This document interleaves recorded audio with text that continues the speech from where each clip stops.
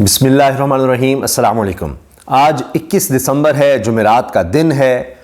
آج کے دن کی صورتحال یہ ہے کہ لندن پلان پر عمل درآمد میں 3 بہت بڑی رکاوٹیں سامنے آ گئی ہیں۔ 3 بڑی رکاوٹیں ہیں، انہیں کا ہم ذکر کریں گے۔ لندن پلان کا ذکر آپ سنتے ہوں گے، یہ وہ پلان ہے جس کے تحت میاں نواز شریف صاحب واپس آئے، جس کے تحت ان کو ریلیف پر ریلیف ملتے چلے گئے، عدالت سے رہائیاں، اور نیب نے جس طرح سے آپ نے دیکھا کہ سارے کیسز میں ہی کہا کہ نہیں جی کوئی ہمیں مسئلہ ہی نہیں ہے، ضمانت بھی دیں، کیسز بھی ختم ہوتے چلے، سارا کہانی آپ نے دیکھی۔ پھر ان کو سرکاری پروٹوکول ملنا، اور پھر مختلف جماعتوں کا ان کی طرف جانا، اتحاد کی باتیں، سیٹ ایڈجسٹمنٹ کی باتیں، تحریک انصاف کو دیوار سے لگانا، گرفتاریاں ان کی طرف، سارا کچھ ہونا۔ ابھی دیکھیے کاغذات نامزدگی نہیں جمع ہو سکتے، لسٹیں تیار ہو رہی ہیں، لوگ کھڑے ہیں، پولیس والے کھڑے ہیں رستے میں کہ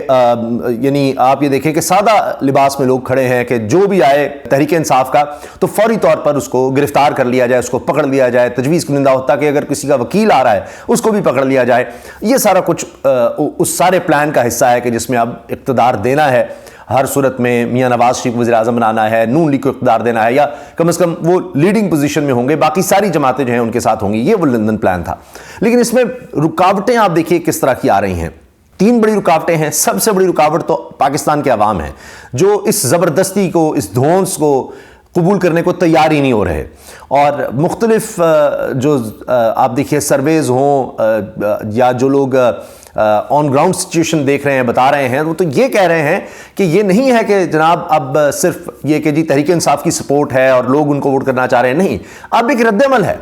یہ جس طرح سے ایک مسلط کرنے کی کوشش ہے، اب اس کے خلاف ایک نفرت بھی پھیل رہی ہے، یہ صورتحال پیدا ہو رہی ہے۔ ایک تو سب سے بڑی چیز یہ سامنے آ گئی ہے۔ دوسرا معاملہ ہے جو سیٹ ایڈجسٹمنٹ پر لڑائیاں چل رہی ہیں،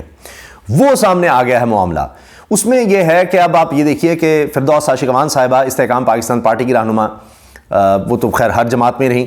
تو اب ان کی طرف سے یہ کہا گیا ہے کہ 40 قومی اسمبلی کی سیٹیں اور 70 صوبائی اسمبلی یعنی پنجاب کی سیٹوں پر نون لیگ سے ایڈجسٹمنٹ کی ہم بات کر رہے ہیں۔ سوچئے ذرا، 40 قومی اسمبلی کی نون لیگ یعنی اپنی جگہ چھوڑ کر نون لیگ یہ کرے گی جی استحکام پاکستان پارٹی والوں کو وہاں پر سپورٹ کرے، اور 70 صوبائی اسمبلی کی، تو نون لیگ کے پاس کیا بچتا ہے؟ اب انہوں نے قاف لیگ والوں کو بھی ایڈجسٹ کرنا ہے۔ اب میاں نواز شریف صاحب کے لیے یہ تو سیاسی موت ہے۔ اس کے بعد ان کے پلے کیا رہ جائے گا؟ پہلے ہی کچھ نہیں ہے، اور پھر ان جگہوں پر سپورٹ کریں گے تو باقی ان کے پاس کیا بچتا ہے؟ یہ ایک بہت بڑا مسئلہ بنا ہوا ہے، اور یہاں میاں نواز شریف صاحب تھوڑا سا کیا کہیں کہ رکتے ہیں، اور پھر اسی وجہ سے آپ دیکھتے ہیں کبھی وہ احتساب کی بات کرتے ہیں، کہیں ان کے اندر پھر وہ چنگاری ووٹ کی عزت دو کی آتی ہے، اپنے لوگوں کو، کارکنوں کو خوش کرنے کے لیے، یا جس طرح ان کو پھر ہوتا ہے کہ واہ واہ میاں صاحب کیا آپ نے بات کر دی ہے، آج آپ بھی کھڑے ہیں، تو کہیں وہ سویلین سپریمیسی کا، یا یہ کہ جی میرے اوپر داغ کیوں لگ رہا ہے۔ آپ کو یاد ہے یہ خبر آئی تھی کہ جی وہ کہہ رہے ہیں، پوری جو منشور کمیٹی بنائی گئی ہے کہ یہ جو مجھ پر داغ لگ رہا ہے لاڈلے کا، یہ لیبل کہیں اس طرح سے میرے سے ہٹاؤ۔ تو وہ ان کے اندر ایک تمنا سی جاگتی ہے جس پر وہ کہتے ہیں نہیں اتنی سیٹیں استحکام پاکستان پارٹی کو، اتنی قاف لیگ کو، ایم کیو ایم کو، پھر جے یو آئی، یہ ساروں کو ہم کریں۔ تو وہاں جب معاملات خراب ہوتے ہیں یا اس طرح کی بات کرتے ہیں تو پھر یہی مسئلہ آتا ہے کہ پہلے آپ یاد کیجئے پیپلز پارٹی کی طرف لوگ جا رہے تھے، پہلے پیپلز پارٹی کو یقین دہانی کروائی گئی تھی، اسی لیے وہ پھر پی ڈی ایم کے سپورٹ میں آئے، اور پھر وہ سندھ ہاؤس اور سارا کچھ ہوا کہ اگلی دفعہ آپ کو باری دی جائے گی، ایڈجسٹ کیا جائے گا، بلوچستان باپ پارٹی آپ کی گود میں بھیجی جائے گی۔ وہاں تھوڑے سے معاملات خراب ہوئے تو پھر نون لیگ کی طرف دھکیلا گیا۔ اب پھر میاں نواز شریف صاحب کبھی ادھر ادھر کی بات کرتے ہیں تو پھر اب وہ پیپلز پارٹی کی طرف چیزیں جا رہی ہیں۔ آپ نے دیکھا سرفراز بگٹی چلے گئے اور دیگر ابھی الیکٹیبلز جا رہے ہیں، تو وہ پلان ہی کیا جو بڑا اعلیٰ تھا، اگر بڑا کمال تھا، تو کبھی وہ اس طرف جا رہا ہے، کبھی اس طرف جا رہا ہے، کبھی کچھ ہو رہا ہے، کبھی کچھ ہو رہا ہے۔ تو یہ ایک نیا مسئلہ آ چکا ہے۔ آپ دیکھ رہے ہیں کہ یہ حالات ہیں کہ وہ اس پلان پر عمل درآمد کے لیے کتنی مشکلات آ رہی ہیں۔ تو یہ دوسری بات آ گئی کہ اتحادیوں کا معاملہ، سیٹ ایڈجسٹمنٹ کا معاملہ۔ ابھی آپ دیکھیے کہ خیبر پختونخوا سے جو خبر آ گئی ہے وہ یہ ہے کہ وہاں پر یہ اصولی طور پر طے پا گیا ہے ایک طرح سے کافی حد تک پیپلز پارٹی، اے این پی اور جمعیت علماء اسلام فضل الرحمان صاحب کی جماعت کے درمیان، کہ جناب جو سیٹ 2018 میں جو جیتا ہوا تھا، جو جماعت جیتی ہوئی تھی، اسی کو سارے سپورٹ کریں گے، یا دوسری صورت میں جہاں سے کوئی تحریک انصاف جیتی تھی تو وہاں پر جو رنر اپ تھا ان جماعتوں میں سے، جو بھی دوسرے نمبر پر تھی جماعت، اس کو اب باقی جماعتیں سپورٹ کریں گی۔ اب کیا ان کا ووٹر ایک دوسرے کے لیے ووٹ کرے گا؟ وہاں کے لوگ جو جانتے ہیں، تجزیہ کار صحافی، وہ کہہ رہے ہیں ایسا بڑا مشکل ہے، ماضی میں بھی ہارے ہیں، لیکن بہرحال وہ اپنی زور تو لگا رہے ہیں۔ اب نون لیگ کو بھی اس میں ساتھ شاید شامل کر لیا جائے گا کہ اگر آپ کہیں سے جیتے تھے 2018 میں خیبر پختونخوا میں تو وہاں سے آپ کو باقی جماعتیں ہم سب مل کر سپورٹ کریں گے، اور اسی طرح جہاں پر آپ دوسرے نمبر پر تھے وہاں پر پھر دیکھا جائے گا تو پہلے نمبر پر وہاں پر تحریک انصاف ہوگی، تو اس طرح کیا جائے گا۔ ابھی حال ہی میں یہ سب اکٹھے بھی اسی طرح خیبر پختونخوا میں جہاں جہاں بھی الیکشن سے سب ہارے ہیں، لیکن بات یہ ہے کہ وہاں تو اس طرح کا فارمولہ نظر آ رہا ہے، اسی طرح کہیں نہ کہیں ان کا خیال ہے کہ سارے اکٹھے ہو جائیں گے، لیکن معاملہ یہ ہے کہ کسی بھی طرح سے کوئی ایسا رول نہیں دینا کہ کوئی حکومت بن سکے استحکام پاکستان پارٹی کے بغیر، حتیٰ کہ پرویز خٹک صاحب کو بھی ایڈجسٹ کرنے۔ اب آپ دیکھیں پرویز خٹک صاحب کے ساتھ کیا ہوا ہے، وہ اصلاحات کوئی پارٹی تھی پتہ ہی نہیں کسی کا، اور وہ نون لیگ میں ضم ہو چکی تھی، اور اب وہ پارٹی کا نام بدل دیا، اور الیکشن کمیشن نے فوری طور پر کہہ دیا ہاں جی بالکل ٹھیک ہے، آپ کے الیکشنز بھی ٹھیک ہیں، اور اس کی سربراہی دے دی گئی ہے پرویز خٹک کو، اور اس کا نام رکھ دیا گیا اصلاحات پارٹی سے تحریک انصاف پارلیمنٹیرین، یعنی پاکستان تحریک انصاف پارلیمنٹیرین۔ اب اس میں بھی آپ نہ گھبرائیے گا کہ پی ٹی آئی کے ساتھ ہی بالکل پی ٹی آئی پی لکھا ہوگا تاکہ لوگوں کو کنفیوز کیا جا سکے، اور بلے کا نشان اگر تحریک انصاف ملتا ہے اس سے ملتا جلتا نشان پاکستان تحریک انصاف پارلیمنٹیرین کو دے دیا جائے گا، اور ان کے الیکشنز پر اس کے معاملے پر کوئی اعتراض الیکشن کمیشن کو نہیں ہوگا۔ تو اس طرح کی چیزیں تو جب کی جا رہی ہیں تو پھر ان کو انہوں نے ایڈجسٹ تو کرنا ہے، اور ایسی صورت میں رکھنا ہے کہ نون لیگ کبھی بھی میاں نواز شریف صاحب جو ہے نا یہ سوچ بھی نہ سکے کہ میں وزیر اعظم ہوں، اس لیے کہ یہ ان کی میجورٹی ہی نہیں ہوگی جب تک کہ استحکام پاکستان پارٹی کو یہ پرویز خٹک یا دیگر یا یہ بیساکھیاں ایم کیو ایم ہو جائے یا جی ڈی اے ہو جائے یا باپ پارٹی جو لوگ آئے ہیں وہ جو ایک اشارے پر ہی ادھر سے ادھر ہو سکتے ہیں، حتیٰ کہ کل کو پیپلز پارٹی بھی، تو ابھی دونوں میں کمپٹیشن دوبارہ پیدا کر دیا گیا ہے کیونکہ کچھ سمجھ نہیں آ رہی کہ کس کو آگے رکھنا ہے۔ ابھی بلوچستان اور سندھ پاکستان پیپلز پارٹی کی گود میں رکھنے کی بات ہو رہی ہے، پنجاب میں بہت کمزور سی نون لیگ کی بات ہو رہی ہے، یہ میں آپ کو پلان بتا رہا ہوں، یہ تو پچھلے 2 سال سے چل رہے ہیں نا، کبھی ادھر کرتے ہیں کبھی ادھر کرتے ہیں، اور خیبر پختونخوا میں کچھ کام نہیں آ رہا، وہاں تحریک انصاف ہی نظر آ رہی ہے سویپ کرتی ہوئی، تو وہ کہہ رہے ہیں کہ اچھا چلو وہاں تو پھر دیکھا جائے گا، دے دیں گے تحریک انصاف کو جناب، اب کیا کریں، اتنا ظلم جبر سارا کچھ کر کے دیکھ رہے ہیں، لیکن خیبر پختونخوا میں بات نہیں بن رہی، ویسے تو کسی اور جگہ بھی نہیں بن رہی، لیکن چلیں پھر بھی وہ سمجھ رہے ہیں کہ اچھا پنجاب میں ہم کسی طرح سے معاملات کنٹرول کر لیں گے، مگر یہ الگ کہانی ہے کہ اس کے بعد کیا کریں گے اگر ایسے یہ اس پلان پر عمل درآمد پھر بھی ہو جاتا ہے تو پھر کیسے چلائیں گے۔ آپ دیکھ رہے ہیں جو افغانستان کے حالات ہیں، جو دہشت گردی کی صورتحال ہے، اگر خیبر پختونخوا میں ایک مضبوط ایک اسٹرانگ گورنمنٹ نظر آ رہی ہے تحریک انصاف کی، تو اس سے معاملات آپ کس طرح سے بگاڑ کر چیزوں کو بہتر کر سکیں گے، کیسے اسٹیبلٹی لا سکیں گے جب ایک گورنمنٹ جو ہے کہہ رہی ہوگی اتنے جو ہے دھاندلی اور دھونس والے الیکشنز ہوئے ہیں۔ خیر وہ ایک الگ کہانی ہے، یہ سمجھ جائیں تو پھر معاملاتی کا ہے۔ تو جناب پہلی رکاوٹ میں نے عرض کر دی، اس پلان کی امپلیمنٹیشن میں عوام آ چکے ہیں، ٹھیک ہے، وہ نہیں مان رہے، اس پلان کی میں رکاوٹ ہے سب سے زیادہ۔ دوسرا آ گیا کہ یہی اتحادی سیٹ ایڈجسٹمنٹ، یہ ساری لڑائی چل رہی ہے۔ تیسرا مسئلہ یہ آ گیا ہے کہ نون لیگ کے اپنے لوگ جن کو ٹکٹ مل جائے گی ان کے مقابلے پر اپنے ہی لوگ آزاد امیدوار کھڑے ہو جائیں گے۔ آپ دیکھ رہے ہیں سردار مہتاب عباسی کی صورت میں، شاہد خاقان عباسی کی صورت میں، دیگر لوگ سامنے آ چکے ہیں، اسی طرح جاوید عباسی ہیں، سینیٹر جاوید عباسی، وہ آ چکے ہیں کہ آزاد میں الیکشن لڑوں گا۔ تو بہت سے لوگ اس طرح آتے چلے جا رہے ہیں، فہرست لمبی ہوتی چلی جا رہی ہے۔ جاوید ہاشمی کی صورت میں آپ دیکھ لیجئے، اس طرح کی چیزیں آ رہی ہیں۔ پھر ان کے ساتھ آپ یہ دیکھیں کہ اس کو میں پہلی کیٹیگری میں رکھوں گا کہ سلمان اکبر راجہ سے جیسے لوگ، اب وہ بھی یعنی سینئر وکیل ہیں، وہ بھی اب تحریک انصاف کے پلیٹ فارم سے لاہور سے الیکشن لڑنے آ رہے ہیں۔ تو یہ جو لوگوں کی پکڑ دھکڑ، یہ کاغذات کرنا، لوگوں کو گرفتار کرنا، تو میر نیازی جن کے والد سے ان کے کاغذات نامزدگی چھین لیے گئے اور وہ ڈی ایس پی صاحب جا کے پھر آر او کے ساتھ بیٹھے ہوئے تھے، چائے شائے پی رہے تھے، انہوں نے خود کہا ہے کہ بھائی آپ ایک کو پکڑیں گے دوسرا آ جائے گا، دوسرے کو تیسرا آ جائے گا، تیسرے کو چوتھا آ جائے گا، کوئی عام آدمی جو ہے وہ کھڑا ہو جائے گا اور وہ الیکشن جیت جائے گا۔ اور یہ آپ یہ دیکھیں کہ ایسا ماضی میں ہو چکا ہے، اور اس کے بعد یہ سوچا جاتا ہے کہ ایسی صورتحال آنے نہیں دی گئی، لیکن آج اس سے بھی زیادہ ایسا لگ رہا ہے کہ ایک انقلاب کسی کیفیت ہے، اور یہ انقلاب ہو سکتا ہے چاہے ہر 2 صورتوں میں،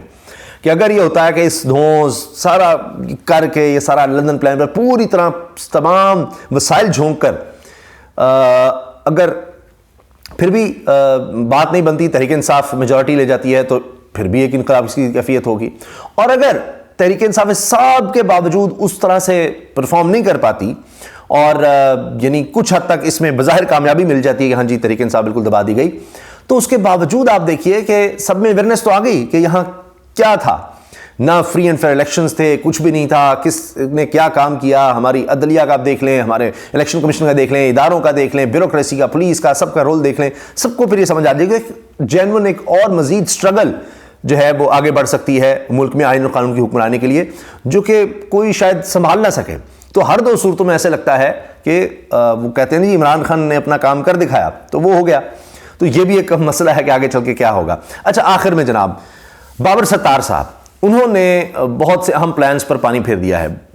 بہت سے لوگ کہہ رہے تھے کہ جی جس طرح مریم کہہ رہی تھیں کہ ویڈیوز کی بھی دفن نہیں ہوتی تھی، آڈیو ویڈیوز پر یہ الیکشن کھیلا جانا تھا، اور پوری جو کیمپین تھی یہ بھی نون لیگ نے آڈیو ویڈیوز پر کھیلنی تھی کہ دیکھیں آڈیو سامنے آ گئی، وہ بشرا بی بی کی آڈیو سامنے آ گئی، وہ دیکھیں جناب ان کی تو فلاں سے نہیں بنتی، وہ دیکھیں کیا بات کر رہی تھیں لطیف غصہ سے، یا فلاں آڈیو میں دیکھیں وہ کیا کہہ رہی تھیں۔ اس طرح کا بھی بہت سا مٹیریل روکا ہوا تھا، لیکن جج صاحب ہیں اسلام آباد ہائی کورٹ کے جسٹس بابر ستار صاحب، وہ اس میں بڑی رکاوٹ بن گئے ہیں۔ وہ جس طرح سے انہوں نے کیس ٹیک اپ کیا اور جواب طلبی کی اس میں اداروں سے اور پرائم منسٹر سے بھی کہ جی یہ کیا معاملہ ہے، کون ان کو ریکارڈ کر رہا ہے، اس کے بارے میں رپورٹ انہوں نے مانگی، ISI سے بھی مانگی۔ اب اس میں جو واضح طور پر چیز سامنے آئی ہے، جو جواب سامنے آیا ہے، اس میں یہ نظر آ رہا ہے کہ یہ سب کچھ بغیر اجازت کے ہو رہا ہے، یعنی کسی کو کوئی اجازت نہیں ہے، کوئی ریکارڈنگ اس طرح کی نہیں کر سکتا، اگر کوئی کر رہا ہے تو غیر قانونی ہے، یہ باقاعدہ موقف آ گیا ہے۔ اب اس سے بھی بڑھ کر بابر ستار صاحب نے کہا ہے کہ جی ہر کوئی ذمہ داری دوسرے پر ڈال رہا ہے، اور کہہ رہے ہیں جی اس کی اجازت نہیں ہے، یہ نہیں کرتے، لیکن یہ کوئی نہیں بتا رہا کہ پھر کر کون رہا ہے، کس طرح سے چیزیں سامنے آ رہی ہیں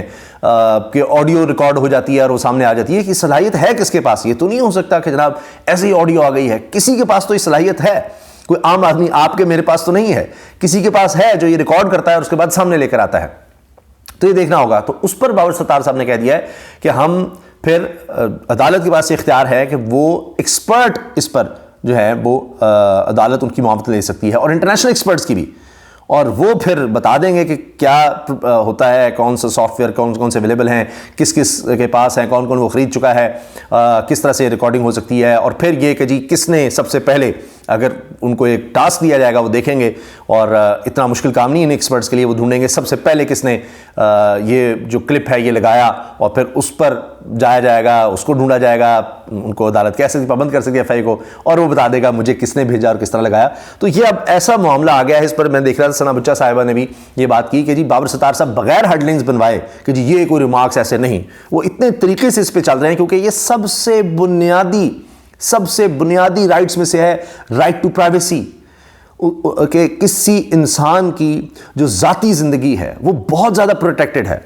بات صحیح ہے کہ آج اس ملک میں پاکستان میں تو آپ چھوڑ دیجئے چادر چار دیواری، عورتوں کا تقدس، ان کے دوپٹہ اور ان کی حیا، یا ان کے لیے یہ دیکھیے کہ ان کی پرائیویسی،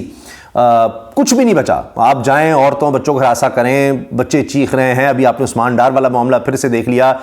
پہلے بھی ان کی والدہ کے ساتھ اس طرح کی ویڈیو آئی تھی جس پر خواجہ آصف نے کہا تھا کہ میں بڑا شرمندہ ہوں، میں جا کر معافی مانگنے کو تیار ہوں۔ آج وہ کچھ اور طرح کی بات کر رہے ہیں، تو وہ تو کچھ بھی نہیں بچا پاکستان میں۔ کسی بھی وقت کسی کے گھر بھی رات کو ریڈ ہو سکتی ہے، کچھ بھی ہو سکتا ہے، کوئی وارنٹ کی ضرورت نہیں ہے، کچھ بھی نہیں ہے، تو وہ بات الگ ہے۔ مگر بہرحال کچھ جج ہیں بابر ستار صاحب جیسے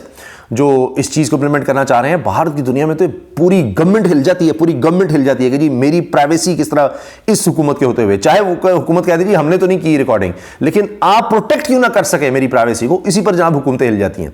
تو بہرحال یہ چیز اب چل رہی ہے، اور اس میں جناب خبر یہ ہے کہ ISI کو آڈیو ٹیپ کی اجازت نہیں، آڈیو لیکس پر وزیراعظم آفس کی رپورٹ عدالت میں پیش۔ یہ جناب اویس یوسف زئی صاحب کی خبر ہے۔ آڈیو لیکس کیس میں وزیراعظم آفس کی رپورٹ اسلام آباد ہائی کورٹ میں پیش کر دی گئی۔ اٹارنی جنرل منصور عثمان نے عدالت کو آگاہ کیا کہ وزیراعظم آفس کی پوزیشن ہے کہ ISI، FIA اور IB سمیت کسی کو بھی آڈیو ٹیپ کی اجازت نہیں ہے۔ اگر کوئی حکومتی ایجنسی ریکارڈنگز کر رہی ہے تو وہ غیر قانونی طریقے سے کر رہی ہے، کسی کو اجازت نہیں ہے یہ کرنے کی، یہ غیر قانونی ہو رہا ہے جو بھی ہو رہا ہے۔ ISI کی رپورٹ کے مطابق سوشل میڈیا پلیٹ فارم سے رپورٹ لینی پڑے گی، تب ہی تحقیقات آگے بڑھ سکتی ہیں۔ اسلام آباد ہائی کورٹ کے جسٹس بابر ستار نے کہا ISI کہہ رہی ہے کہ آڈیو کہاں سے لیک ہوئی اس کے سورس کا پتہ نہیں لگا سکتی۔ اٹارنی جنرل صاحب چیک کیجئے گا، کوئی خبر تھی IB کو ریکارڈنگ کی اتھارٹی دی گئی؟ اٹارنی جنرل عثمان عوان نے جواب دیا کہ وہ چیک کر کے بتا دیں گے، جس پر جسٹس بابر ستار نے کہا کہ اگر حکومت نے نہیں بتایا تو پھر ہم نیشنل اور انٹرنیشنل عدالتی معاون مقرر کریں گے، نیشنل اور انٹرنیشنل عدالتی معاون مقرر کریں گے، یہ عدالت کے پاس اختیار ہوتا ہے۔ اور پھر جناب اسلام آباد ہائی کورٹ نے FIA اور دیگر کو دوبارہ جواب جمع کرانے کی ہدایت دیتے ہوئے سماعت ملتوی کر دی۔ تو یہ معاملہ بھی رکا نہیں، ختم نہیں ہوا. تو لگتا یہ ہے کہ بڑا مشکل ہو گیا ہے کہ کوئی مزید آڈیو ویڈیوز اس طرح سے کوئی لیک کی جائیں، کوئی سامنے لائی جائیں، کیونکہ اسلام آباد ہائی کورٹ کے جج بابر ستار صاحب جو ہیں وہ اس چیز کو بڑے طریقے سے ہینڈل کر رہے ہیں. تو یہ بھی ایک معاملہ جو ہے سامنے آ گیا ہے. بہرحال یہ آج کی صورتحال ہے. اب دیکھتے ہیں آگے کیا ہوتا ہے. انشاءاللہ آپ کو اپڈیٹ رکھیں گے. اجازت دیجیے. اللہ حافظ.